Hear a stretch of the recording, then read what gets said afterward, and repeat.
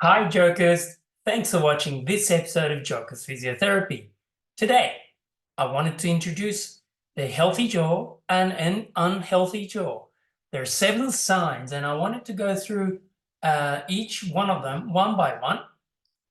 And the first one is the pain.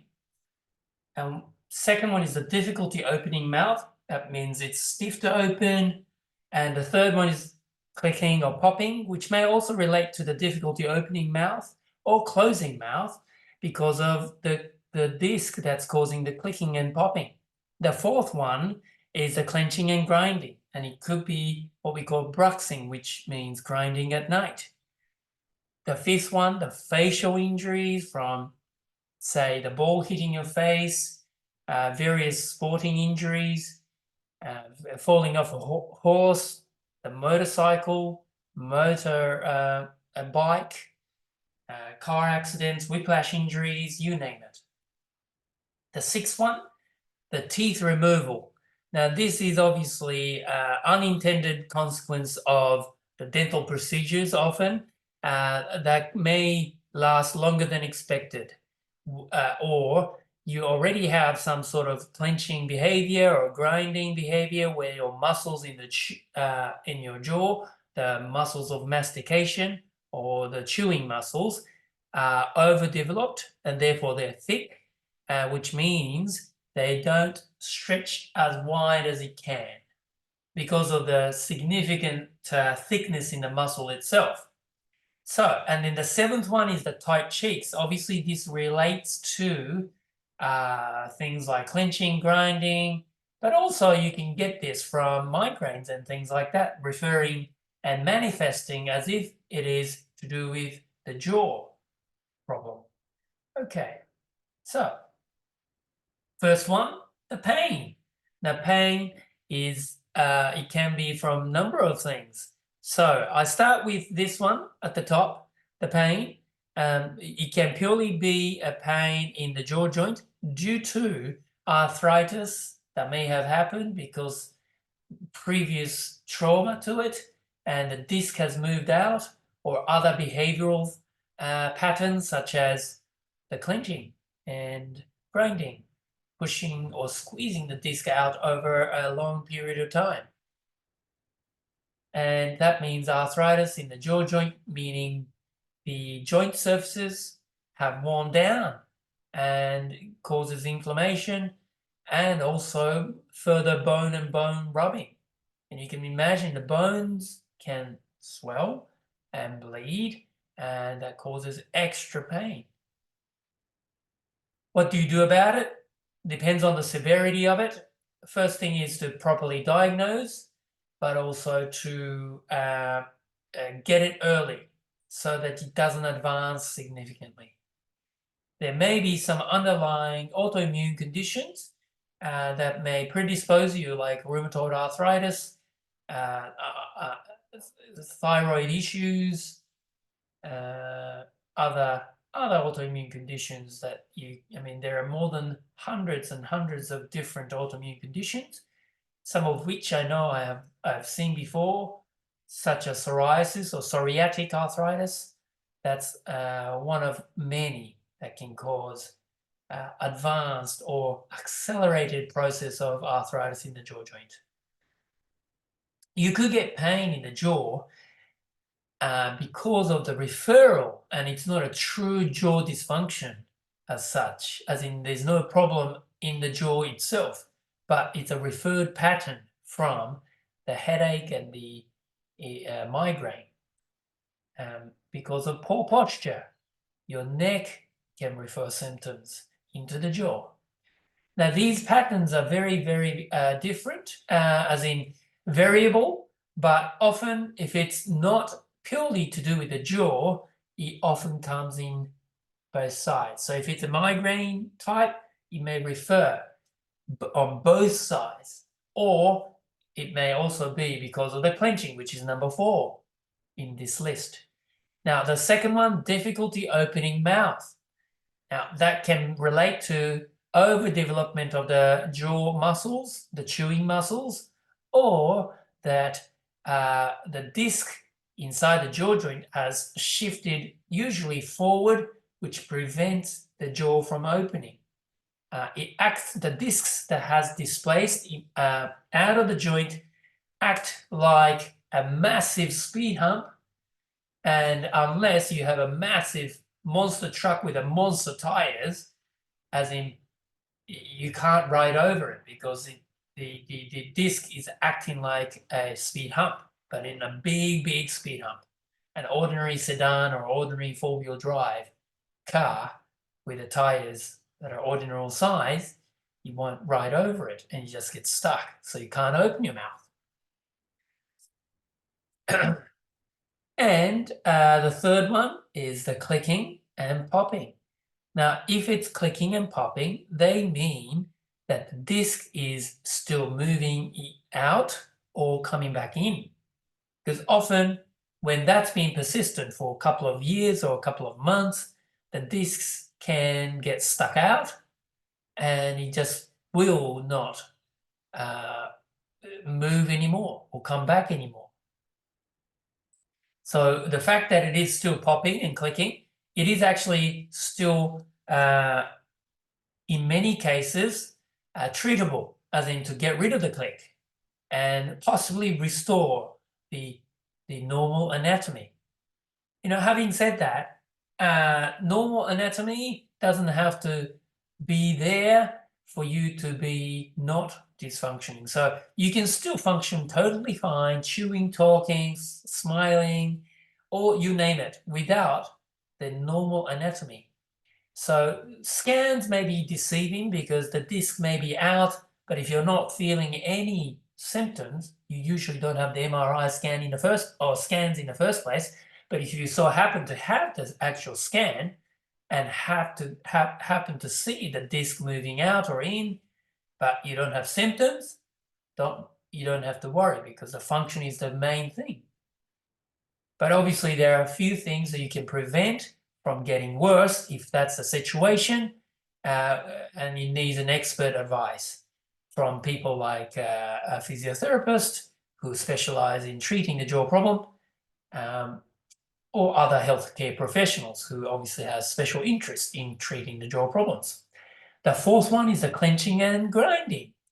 They obviously can be because of something to do with the pain, but also often clenching and grinding is a reflection of things like maybe 4 factors that I know that I often talk to the clients about. One is the posture. So if you just poke your head out, what happens to your teeth? They tend to meet more heavily and come in contact to get, well, the bottom one come into contact with the top one. So you engage and clench. Or you actually do have some problem in the jaw. Second. Third one is actually surprisingly, but it is very common, is to do with the breathing pattern. What does that mean? It means, are you breathing through your nose, in through your nose, or are you breathing in through your mouth? So if you're a mouth breather, it actually means your tongue is sitting on the floor of your mouth. And in that pattern, often your lips stay apart throughout the day. And if that's because your nose is blocked and you can't get enough air through your nose, by the way, this is when you're resting or doing some desk work, reading, not when you're exerting, such as exercising, running, playing sport. You will definitely need to breathe in through your mouth in many cases because you just can't get enough air through your nose fast enough. But this is when you're resting in a sitting state. You might be doing some desk work. That's the type of situation here. Now, if that's the case, you should be able to have 4 things lined up. One, this is the correct way of breathing. Tongue on the roof of your mouth, just behind on the roof, behind the front teeth coming down. If you roll the tip of the tongue back, there should be a rough surface called the alveolar ridge, and that's where the tip of the tongue should stay. And in fact, the rest of the two-thirds of the tongue, front two-thirds of the tongue, ideally should be pushing up on the hard palate. It often will assist and is integral part of how your face is formed as well. And if you had problem with your sinus, as in nasal passage, when you're younger, you may have had some tongue not being up on the roof of your mouth because you can't get enough air through your nose, and therefore you may have some pattern of underdeveloped or elongated jaw or the mandibular shape. All right, and yeah, so dry. And if you are a dry mouth breather, so opposite of what we want, the tongue will be on the floor of your mouth, the bottom of your bottom teeth, and that could push your jaw forward as well, forward. And it also is combined with poor posture, and also lips not together, top and bottom lips may not be together, and therefore mouth breathing. Again, like I said, if the sinus is blocked and therefore, unfortunately, inevitably you have to breathe through your mouth, that is something you need to seek help from your ear, nose, and throat specialist so that your sinus passage is all clear. Then you can restore this by doing some rehabilitation. It may spontaneously recover to tongue on the roof, teeth apart, butterfly bite, lips together, and nose breathing, but sometimes it just doesn't return. So you definitely need an assessment and possibly rehabilitation through like physiotherapists with a special interest in treating the jaw problem, or maybe even speech pathologists are the ones to go and see for this sort of help.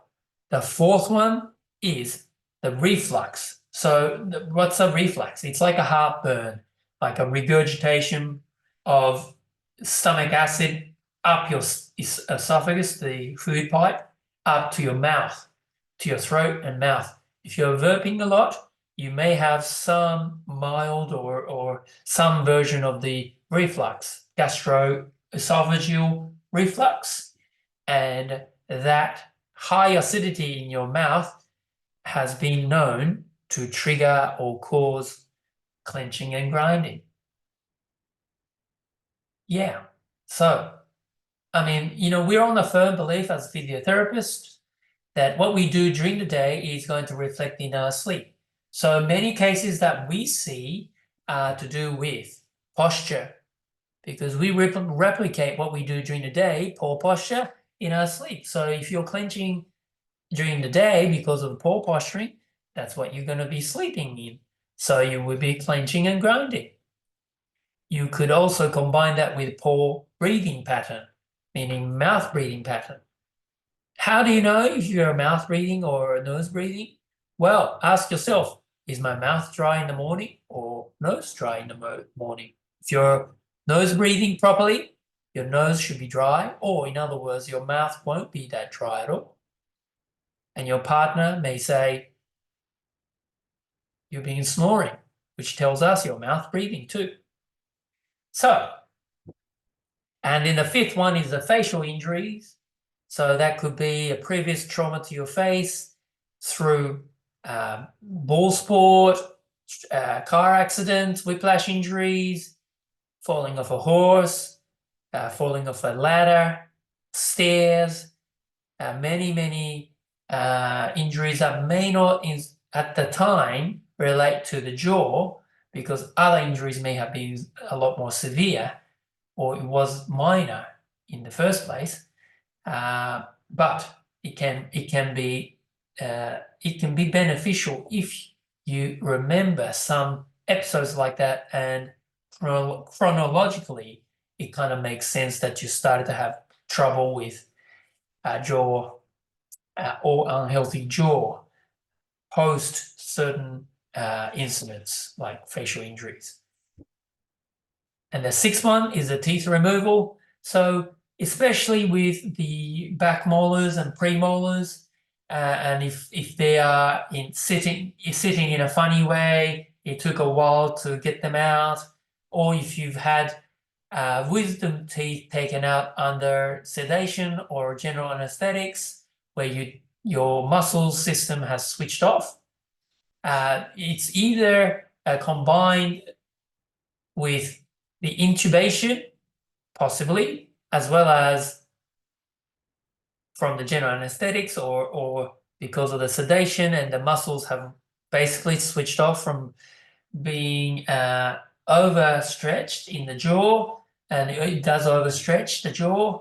It may cause the jaw problem later on, but you might not feel much for a couple of days, couple of weeks, couple of months until the scar tissues have formed in the jaw joint. So it's very hard to relate them, but when you put those things together, tracking back, looking back, then you may have had no other reasons, then teeth removal can contribute, especially if you had your mouth open for a very long time, even on the dentist chair.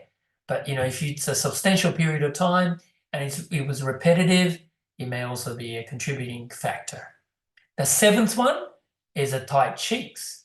Now, tight cheeks may be a representation of clenching and grinding during the day or night, but also it could be a referral symptom from migraine sensations. It is a true tight sensation, but which by checking the jaw movements and the quality of movements or history, there is no reason why the jaw may be tight on both sides. It may be a referred symptom from the neck via the migraine expression. So you may also get the tightness in the neck, tightness in the shoulders, and then headaches or migraine, nausea, dizziness, tinnitus, as well as tight cheeks.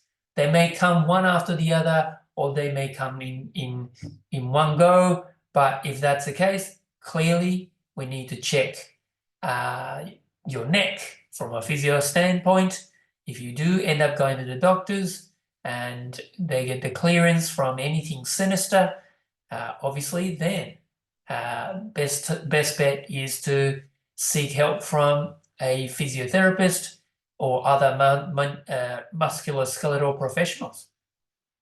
So I hope this is helpful. Let me know what you think and leave us some comments of your experience or thoughts. And if you like these videos, please give us a thumbs up or subscribe for future videos related to everything to do with jaw.